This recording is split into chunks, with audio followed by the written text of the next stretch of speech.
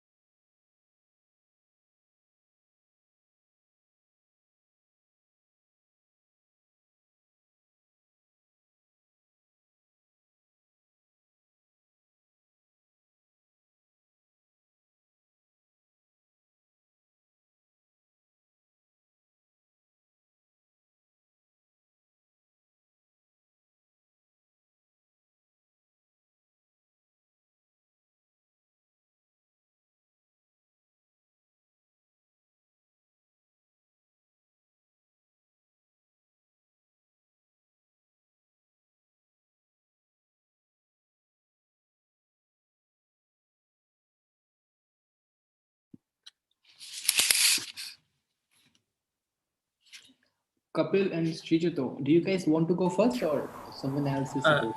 Yes, Kapil has the. Okay, so he'll present, right? Yeah, Kapil. Okay. Yes, sir. I'll present. Madhukar, can you find an option to make him a co-host, or professor has to do it somehow?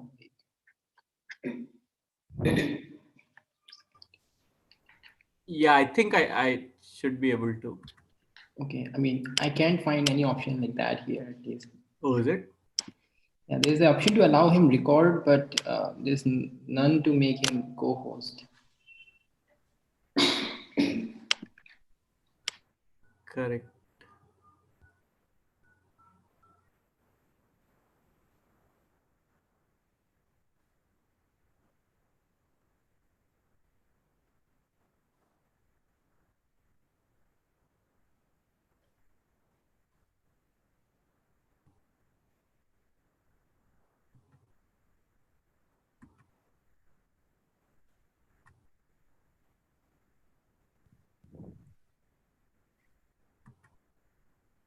Okay, so should I start? Wait. Yeah, you should be able to share your screen now, Kapil. Okay. Okay, so is screen visible? Yes.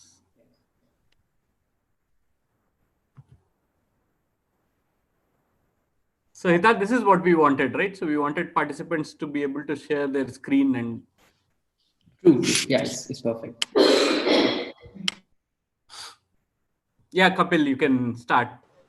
Okay, so we will work on prediction of heart disease, whether the person has heart disease or not. So based on various attributes like blood pressure, cholesterol levels, blood sugar, and there are many some other quite involved attributes. The data set we'll use is heart disease UCI data set, which has been used by many other papers which have worked on this. So we saw some of the solutions on Kaggle, and we saw that like most of them got accuracy is around 85%. So we'll try to see whether we can improve this first, or we will try. So the properties which can be verified are something like this. So for each attribute, we can we'll find a range which indicates healthy person. Like we know that heart rate must be in some range for a person to be healthy, and then we'll use Z3 to find out whether there exists an input, all of which attributes are in healthy range, but still the network predicts that it has heart disease. This should not happen, right? So we'll verify this property. So this is important so as not to have false positives. Okay, it's fine, sir. Hello. Yeah, you can go on. It's fine. Okay. Another property is we'll take a row of healthy person, and healthy person means it is healthy and is classified as healthy by I have not it I forgot to write that. Here I mean it's healthy person and classified as healthy also by neural network. Then I'll try to find out how much the attributes can be changed so that it's still classified as healthy person. So how much, there is a threshold by how much we can change, right? So I think I was trying to think, I was intending to use L1 norm between the attributes interpreted as vector. So the L1 norm must be some less than 0.1, and still the two vectors should be classified as same. Is it fine, sir? Yeah, go on. Okay. And another property we thought of was given uh, we try to find an existence of input by Z3 such that its sex attribute, when flipped from male to female or female to male, both give different results. So this is important because we come to know whether the neural network is thinking that gender is important in classification or not. Okay, sir. Yeah, so you need to come up with more properties, right, Kapil? We haven't yet come up with more properties. We'll try to. Madhukar, will you like to comment something on it? Yeah, so no, this is fine. So which data are we going to use? This data is available. Data is available on Kaggle. Kaggle also, and UCI repository also. Okay. And we are planning to use the entire data the way it There is. are some 300 data points. Okay. So 300 is enough to get such a good accuracy. Yeah, We also plan to generate more data if needed to actually, get better accuracy. I saw most of the my Kaggle reports. Most of them don't use neural networks, but still they are getting good accuracies. Okay. I have a question. Is this the Pima Indiana dataset? No. Or Pima? is it the diabetes readmission dataset? No, it's not diabetes. Not diabetes. Diabetes Oh, was okay. not skewed, right? I don't Yeah. think this is skewed one. Okay.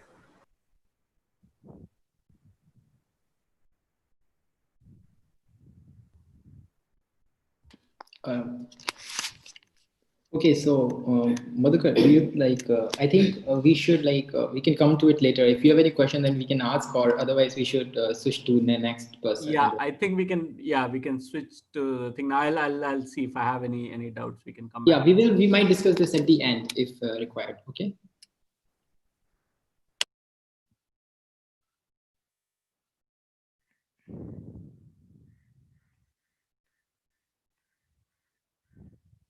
Okay.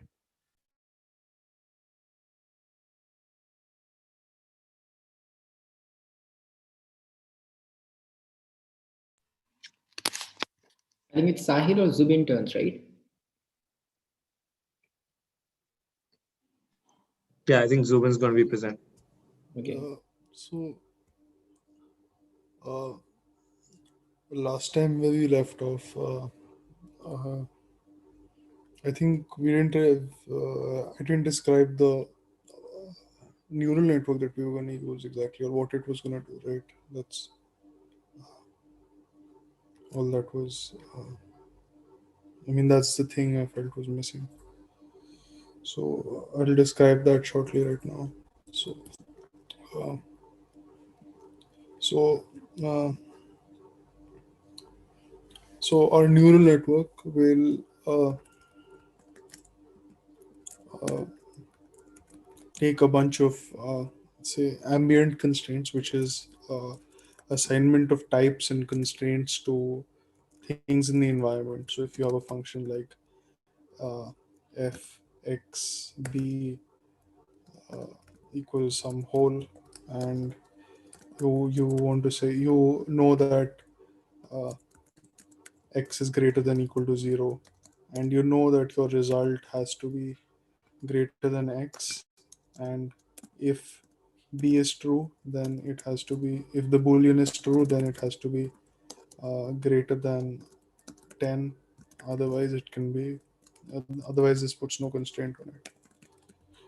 Something like this. You suppose these are your requirements, and we want to say generate a program for this.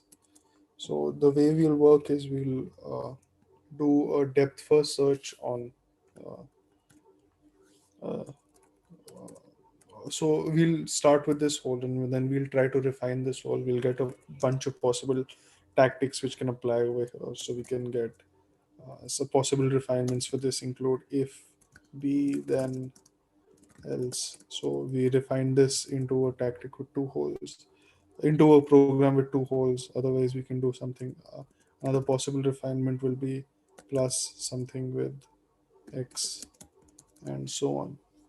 So so each of what are, so uh, at this stage our ambient constraint set is something like this. This should be a b, sorry. That x is an int and x is greater than 0 and b is a bool, and our result has to be an int and it has to be greater than x, and if b, then it has to be greater than 10. So what are neural, so uh, these list of tactics will not be generated via neural network. We already have some support for generating these this list of possible alternatives or possible refinements to this whole. But what we want to use the neural network for is given uh, the environment, which is this, and a goal, which is this. So the environment is a set of uh, types and a set of constraints on value on those on values of those types, and a goal is a type along with a bunch of constraints like this. We want to give so we have a predefined list of tactics that will apply. So we have tactic 1, tactic 2, so on, and our neural network will give a score to each of these, uh, telling us which one should we apply at this stage. So at this stage it might tell us, oh, this has score 2 and this has score 1. So we pick the one with the so we perform a depth first search by picking the one with the highest score. If so, this whole gets refined to this, and then we'll get a new goal over here. So over here, this b is true. So in this hole, so our thing will be refined slightly. So we'll get uh, so our goal will be refined. Our ambient set will remain the same. So our goal will be the hole is still an int, and it still has to be greater than x. Sorry, greater than x, but this other constraint can be simplified since we know it's true. Then we know that it has to be greater than 10, something like this for this hole. And for the other hole, we'll have uh, the same thing, but uh, we'll just have is greater than x and true, which is trivial. So we'll just have one constraint. So then we'll recurse on this, and this will get some more refinements for this whole, say plus x, or minus x or a bunch of refinements you'll get, and our neural network will score these. This might get the score 5, this might get the score 1.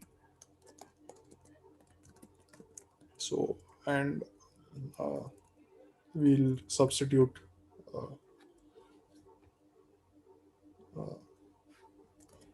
plus this and after this, so basically it'll proceed like this until it's completed the entire program. So that is what a neural network is going to do, and there are a bunch of papers. One thing. Yeah. Yeah, so you're saying that you start with, so there is some hole to be plugged, and you start with that, and for that you have some options, so you choose that, and then there could be more holes in that, and you'll fix it. Every time you try to fix a hole, you will try to see what a neural network would fix it with at this stage, right? Or we'll ask it to score our options. So to prune our search space, so it'll let us.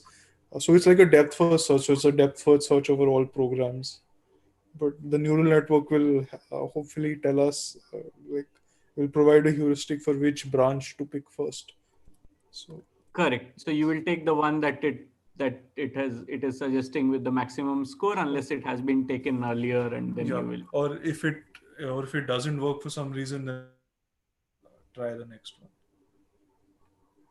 Correct. So how will you train this network? So it'll be trained on. We can train it on the size of the program that's generated, and a penalty for if it did not end up generating a program at all, if the heuristic failed or it did not generate a program within a bounded number of steps. So we say you can take a maximum of, say, 1,000 such refinements. And correct. So when it fixes a hole, you would not know immediately whether that is a good fix or a bad fix. Yeah. So right. So then it becomes like a reinforcement learning task. Yeah. So So there is another paper over here. So this is testing earlier, where you want to synthesize tactics to solve SMT formulas in this case. So this I already explained somewhat last time. So you have a bunch of tactics, and you can combine these tactics using a bunch of operators, if, sequence, and so on. So the way they score is, so we'll score on a similar basis. So we choose the best program that minimizes the cost. The best program is the one that minimizes the cost, where the cost is defined as if we can actually solve the goal, then it's defined as the runtime. In our case, it'll be the size of the program, and otherwise there's a timeout penalty. So which is the penalty if it does not solve, or if it does not come up with a program in the end. So this is the cost function that we'll use. Correct. So this is fine with respect to, see, this is certainly an interesting exercise when it comes to applying learning and reinforcement learning in this domain. It's not clear what is the kind of verification that you can do on the network that has been trained. Yeah, I'm not sure that will be possible with this kind of thing. Correct. But I think it's similar to the one you suggested, right? With where we learn induction invariance, right? Correct. Except that in that one you could still ask some questions to the network. For instance, you could ask a network. So for instance, what does the network take there? So in that one, you can think of the network taking as input a program, comma, a candidate invariant. Yeah. And the network will say, good if the candidate is actually. Or assign a score, right? Correct. You can, let's say, we are talking about good and bad, or, whatever, these three options. So it takes a program and invariant. It takes a program and an invariant, and then, it has it suggests, it tells us whether it is good or bad. or bad or perfect, in the example that I Yeah, had is yeah. good, bad, perfect, meaning that, it's also discharging the Yeah. property that is strong enough Yeah. to discharge the property, right? Yeah. Okay, now what you can do, and suppose, you have trained a network to do this, then what you can ask the network is, so you can give a partial program with some holes and some invariant, and you can ask the network, or basically, you can ask Z3 to synthesize, considering the network, for you a program for which the invariant is an invariant, right? I mean, yeah, that was, yeah. So I'll repeat what I said, for clarity. So you could give Z3 a program with some holes and an Yeah. invariant, and ask Z3, does there exist a program for which this invariant is an invariant? Okay. And that it And will do by asking the network and not thinking logically, right? That's the whole point. okay.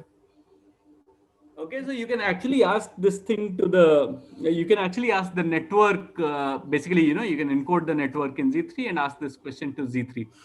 So this is something that you can do on the network, some verification you can do on the network.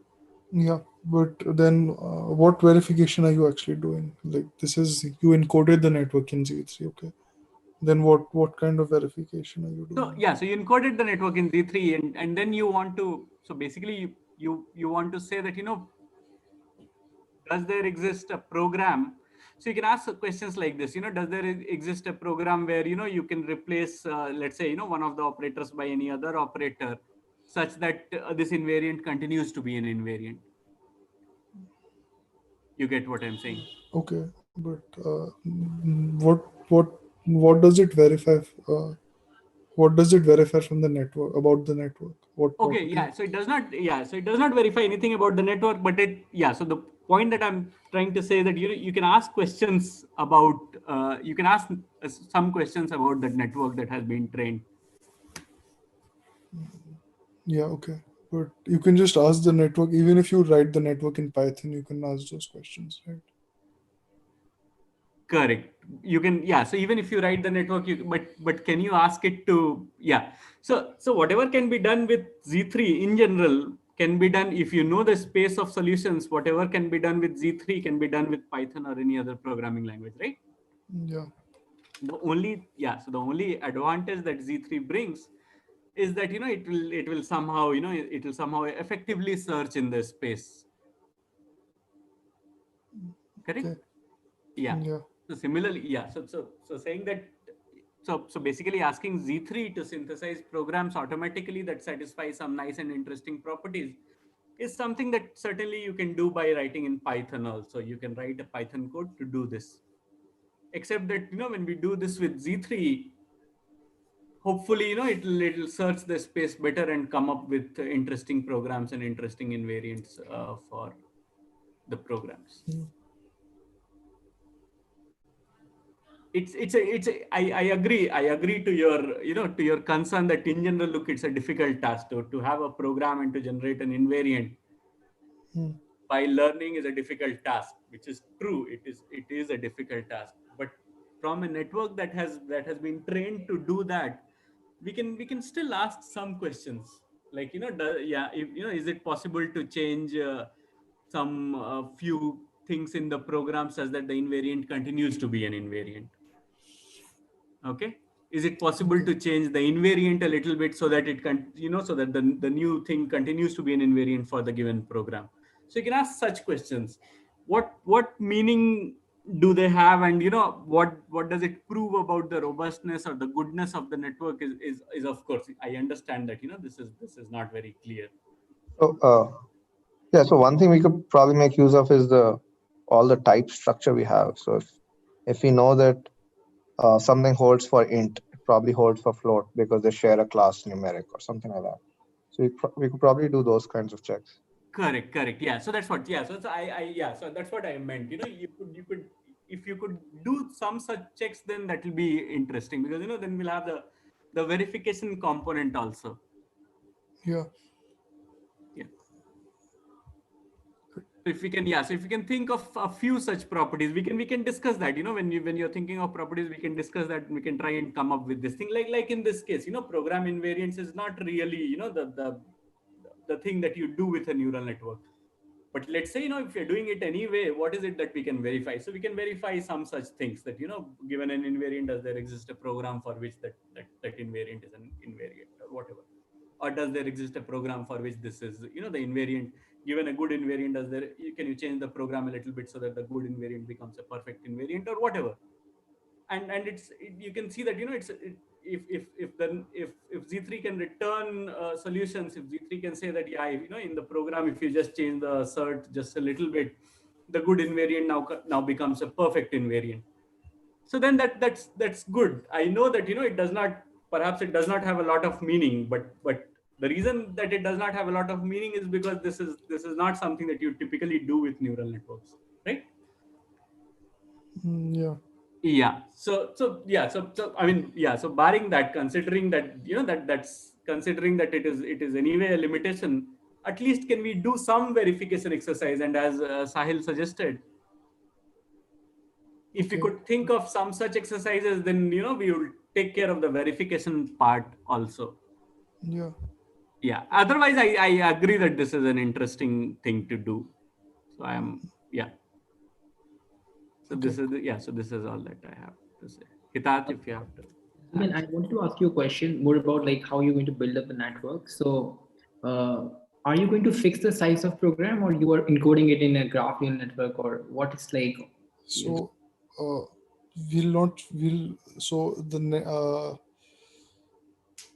bound the size of the environment that we pass to the network. So we'll pass a list of tokens describing, say, the types of the inputs and the constraints in the inputs to the network.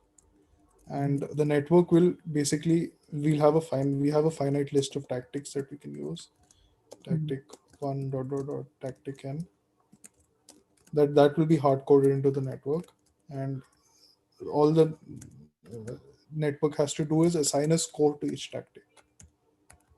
So we'll take the environment and the goal as a list of tokens. So in this one for learning SMT strategies, they sorry, not this paper, but this paper, what they do is they give all the tokens for the clause for the hypothesis.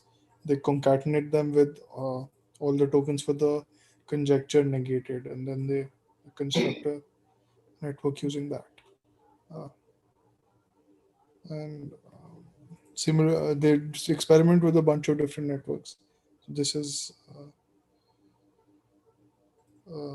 What kind of network are they using? Like, is it convolution? Like, so they use first they use a convolutional network, then they use a WaveNet style network, and then for the third part they use a recursive neural network. So they try with all three. okay. And they, yeah. So as Sahil said, like, do you think it is possible to verify such property that if you have, if the network is giving a tactic 1, say for float type of X, if you convert into int, so we expect that if it's working for float, I think it might also work for int. Like, I mean, that's a hope. I'm not very sure about it. So do you think it is possible to verify at least such property that you can, if you can, in all programs where you have float, if you convert into int, it will still out tactic. Does it make sense to verify such things? Maybe it could, but again, it depends. It will only become clear later on whether it will be feasible or not. I mean, it sounds plausible right now, but it will only become clear. There is a strong type structure that we can leverage that Haskell has, but yeah, it's just the problem is that it's not continuous. It's their discontinuity. I mean, it's a discontinuous jump to go from int to float, like Hitat said. So yeah, it might not work though. Yeah, I mean, that is the something which professor, like, I mean, when we were discussing, he had reservations about that because we want you to verify the network somehow, but it is not ready to that. Like, if we can get that, yeah, it becomes troublesome for checking the project because everyone else is doing this similar thing. Yeah, but we are verifying the final output of the network. Yeah, you right? are, of course, yeah. Okay, so there's a verification at each step. So we are using verification to prune the list of tactics. Yeah. and we're using verification to also. So if the tactics does not generate something that can satisfy the constraint, then we don't consider the tactic at all. And I think as otherwise, a proposal, I think you can at least like say that okay, we can try to verify such properties. I mean, it's not a matter that whether you were successful in that or not, but at least you can try, right? This float to int or yeah, we whatever can try. such Yeah, similar stuff. yeah, Okay, yeah. cool. Okay, Madhukar, I think we can move ahead. I think we have to discuss this with the professor later. Maybe maybe he's not well now, so maybe we can like move forward. Yeah. You can also, yeah, you can also perhaps check, Zubin, that, so if you're selecting, let's say, the best one each time and the second best is perhaps not too far from the best, then, does it, can it always give a solution if you select the second best instead of the best, if it is not too Okay, yeah, some yeah, such thing? I'm yeah. saying that, you can think of some other things like that Okay, yeah, and see if that makes sense, at least on 5 occasions, or on some 10 occasions, if you select the second best or some such thing, if it's bounded by that, will it still give a solution? I mean, you will anyway get one because you're backtracking and you're but yeah, you can think of something along those lines. yeah, yeah. Yeah, one more like I'm just like I don't know if I'm getting it correctly, but one more property that I thought might be good to verify is that if you have a whole which only deals with let's say x and y, and then you add few more constraints about new variables which are not at all related to that whole, maybe that should not change your tactic, the output of your network. That is something which network should do because the new thing has nothing to do with the previous variables, right? Okay, yeah, that makes sense. Yeah, That might make sense to verify. yeah. We can think of properties like those that we Okay. might be able to verify. Like even if you get 3 or 4 property, I think I mean for this level of complexity of network, I think even that will be sufficient as a project. Yeah. Okay, so who's next, Madhukar, on the list? If I there's thought Argadeep and Sai. okay, Argadeep. Sayak said that he has some work today, so you probably won't be able to join. I mean, he said earlier that he would be, but I mean, an hour ago, he said that he can't. So I'll present it now myself, but we can later fix a date when he can also. It's fine. I mean, you can present it right now. It's Yeah, fine. okay. So,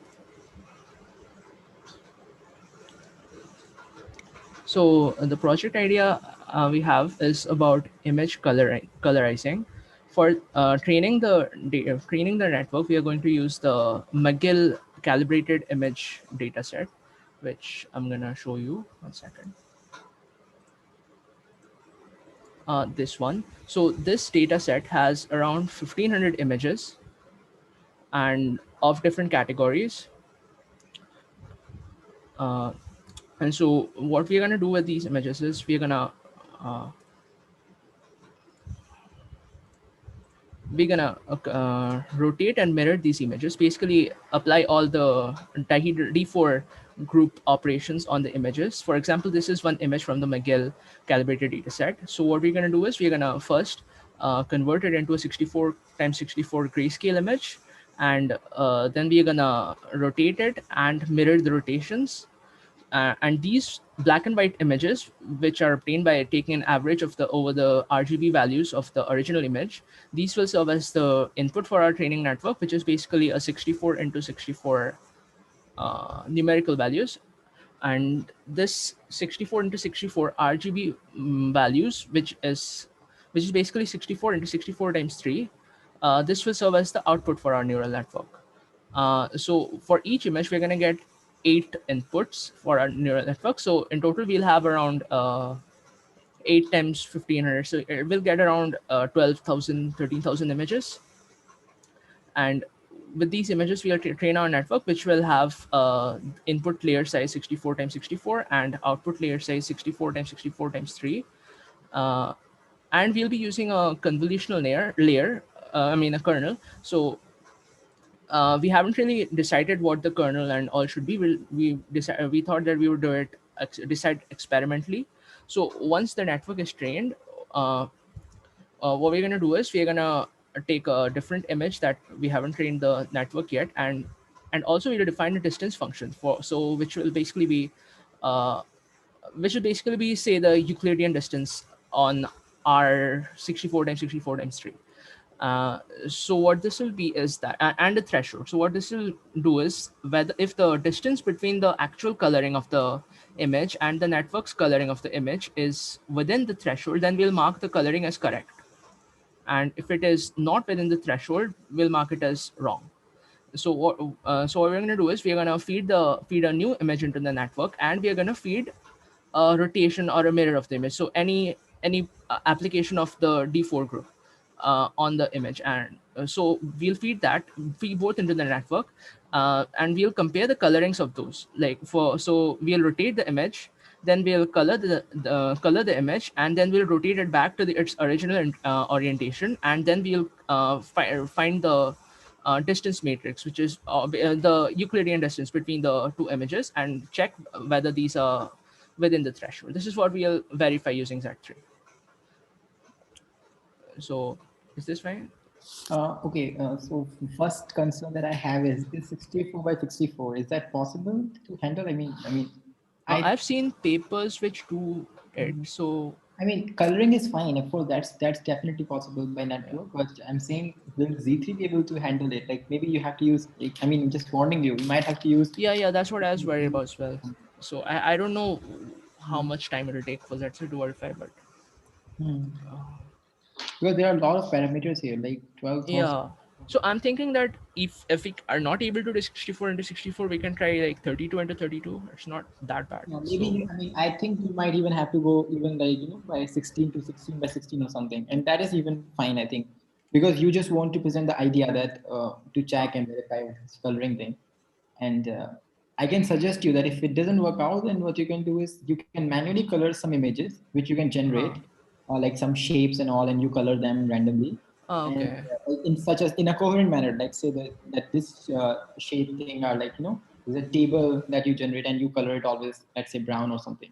Okay. And then create very small images and then train the network. I mean, of course, if this thing doesn't work out. I see. So this idea is fine. So what we are going to do is we're going to try to do it with 64. If it does not work out, then we can try and lower the amount. Yeah. Right. Secondly, I wanted to make a suggestion. There is fashion MNIST dataset available. So I think you can color that. I Wait, think MNIST is the numbers tree, is it right? no. MNIST also has fashion data set. fashion It has this one, but don't Oh. exactly remember whether fashion MNIST was in color form or not. no, I think it's black and We'll white. have to check actually. I don't remember. So here is like Other what than we're trying to. it is just 28 by 28, I think. Okay, so we'll so I'll have to see how we generate the data. But so if 64 times 64 works, so in a reasonable amount of time, like even if it takes like half an hour, I think it's fine, right? Yeah, it is.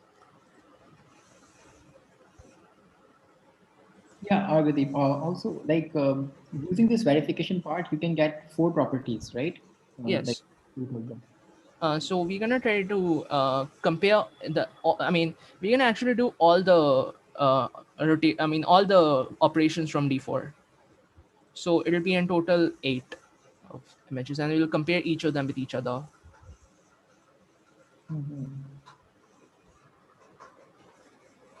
Yeah. One more thing, like before doing this thing, you have to. Can you go back to your Yeah. Word? Yeah. Can you open your Word file? Yeah. One second. Yeah. Yeah. Go down to the bottom, like in the verification part. Yeah. So before you check this, I think it makes sense. First, you check that even if you don't rotate, is it giving you less than delta? The threshold is like the distance is not much. So I mean, it has to it works on your simple image, but then it doesn't works on your rotation. I think that is what you want to verify. Correct?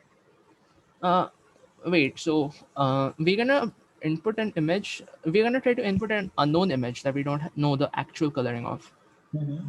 And we're gonna color that using the network, and then we're gonna color the rotation of the image and rotate it back. What is the output? All right, it's fine.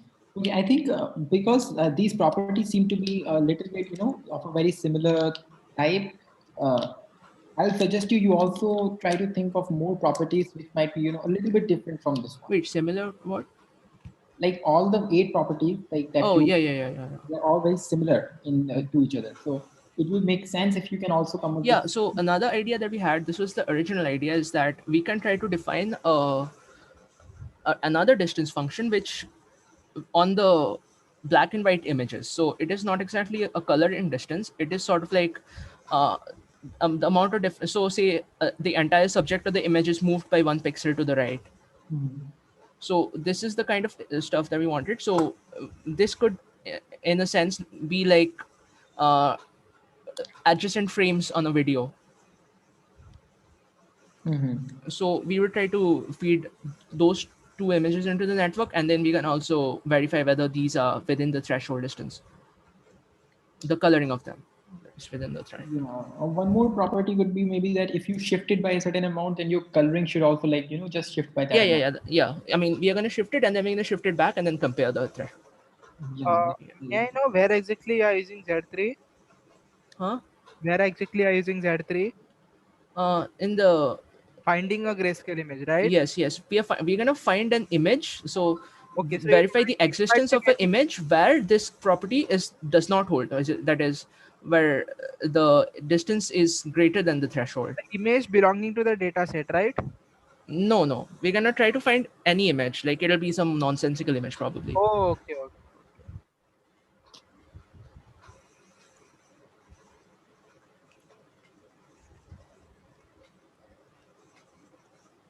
Argadeep, I just have one more, like a problem with this thing. I mean, not the problem with the idea, just from this verification property that you're checking. That I mean, it is very obvious that the coloring actually depends on the scene. Like you have, you showed for example that there is snow, then it colors. Yeah. So if you have very weird thing which is not in your data set, then of course this coloring would fail, Yeah, right? that's true. Yes.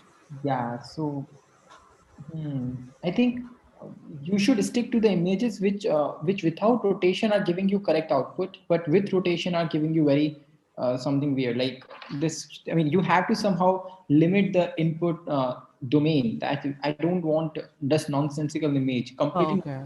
they should be somehow real life image. I don't know if it's possible or not. I mean, at least not now, but you should think about it. At least keep that in your mind. If it's So possible, maybe that we can have like some properties like I don't know. Maybe we can define like a landscape image in some way.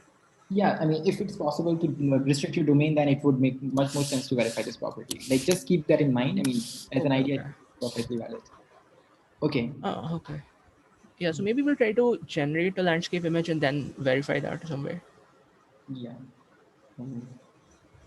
Or maybe we can use like maybe we can try to use another data set and check whether images from that data set uh, is No, yeah, that's no problem. then basically Yeah, it then becomes Z3 is not using a being used. platform. You can just check this. It doesn't make sense to use actually. Yeah. Yeah. All right. So I think this must all say. So Madhukar, I think everyone is done, right, with their presentation. Yeah. So this is done for everybody, except if somebody wants to discuss, then we can take. Or if somebody wants I to, think we would like to meet one more time with Shayak as well here because he hasn't been. I mean, he said he has some complicated situation. That's why he won't be able to attend. So it'd be nice if we could meet all. yeah, Yeah. we can discuss later. Not, I think not. Yeah. Okay. Yeah. Uh, Certainly find a convenient thing and then just let us know Okay. so that we can schedule a meeting. Yeah. Okay. So if anybody else like wants to present their proposal, if they have changed something from the last time, I mean, I don't know if it's allowed or not, but if you have any change or any question, then you can ask because I don't think we are going to have a class today in this one, right, Madhukar? Yeah. Hmm. So Sir, okay. I have just a small doubt. So in my project, the data set is very small, right? So should I split it into training testing part, and should I just train on the whole data set itself? No. Definitely, you have to you have to split it. Otherwise, it doesn't make sense. Yeah, you Okay. cannot never calculate accuracy. So I like overfit on the data itself and then verify. split in three parts: testing, training, validation, and testing. So I mean, you can just give the testing data separate. You never touch it. Okay. Until the last point that you are done with your network. Like Some 200 training part and 100 testing part will suffice, right? you do 60, 20, 20. That is a good thing. Like 60% for training, 20 for validation, 20 for testing. Okay, can't I use validation that instead of validation I just use test data set? No, actually, this this lead to a problem that you change your hyperparameter too much, and there's some sort of overfitting, like kind of you're overfitting your training testing data, and then it doesn't make sense. So I will suggest you stick with this thing, and also if possible, I think there might be other data set as well with similar like features. So you can also search that if there is any other, then maybe it will like help you increase your data set. Okay. At any rate, because we have seen that people have done like got really good accuracy with this data set. I think it won't be a trouble even if you use this much, like 300 points right now. Okay, so 60 20 20 would be fine, right? Sorry, what? 60 20 20 would be fine, right? Yeah, that is fine. Yeah. Okay, Madhukar. So what's the plan after that? So are we are waiting? What's the plan after this? Like. Correct. No, so there is no such plan. What we can do is we can, if somebody has a doubt or a question. So the last one was the last lecture was unusually long, so we can have this one short. Yeah. Secondly, we will like give you feedback over the presentation you have after discussion with professor, and later, and like I think then we can finalize your what you're going to do in your project. And I think now, if anybody wants to leave, then they can, or if you have any doubt or question, then you can stay and ask. Yeah, including questions with respect to the second assignment, because the tomorrow I think is the submission Yeah. deadline, and it's not going to be extended. Mhm.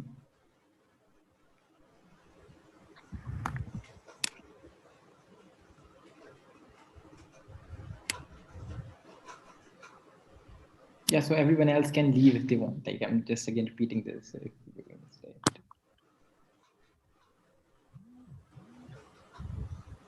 So Madhuka, we can end the meeting at 4:25. Okay, if nobody asks a question, then we'll just end it, right? Yeah, certainly. Yeah. Okay, cool.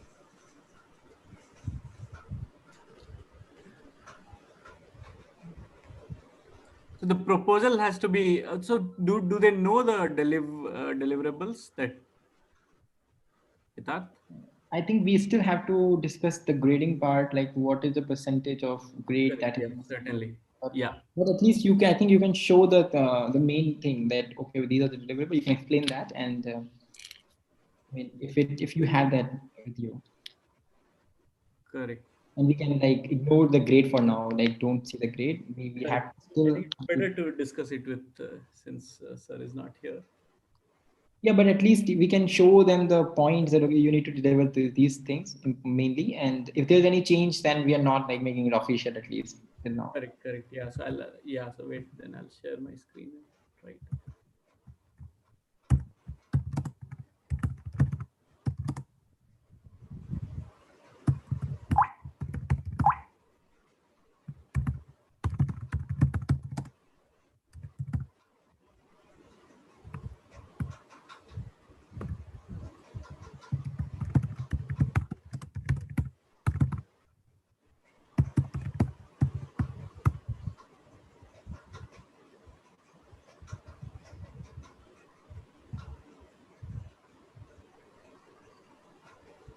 Yeah. I think since you had announced that people can leave, I think somebody might have left already, but still, we can anyway.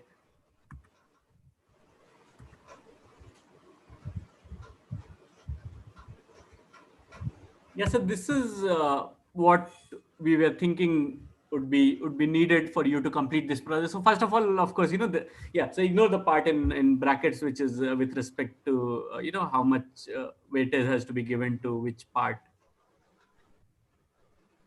Yeah. So anyway, so this is so these are the things that you'll have to do in order to complete the process. So first of all, precise problem statement, which includes, of course, the problem definition, what will the network be trained for, training data, interesting properties to be verified, and so on. So you'll have to give a precise problem statement.